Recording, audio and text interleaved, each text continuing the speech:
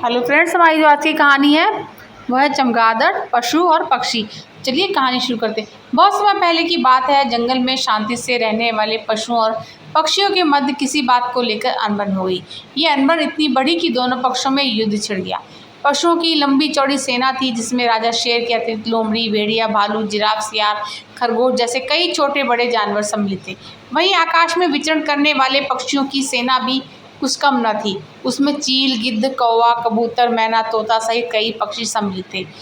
चमगादड़ बहुत परेशान था। उसे समझ नहीं आ रहा था कि किसकी सेना में सम्मिलित हो।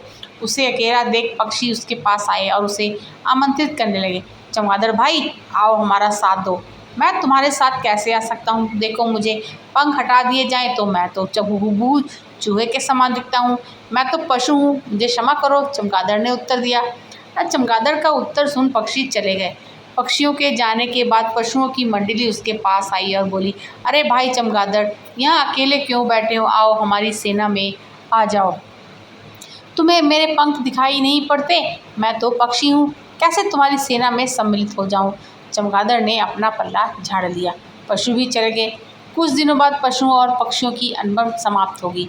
दोनों पक्षों में मित्रता हो गई। जंगल में मंगल हो गया। सभी आनंद मनाने लगे।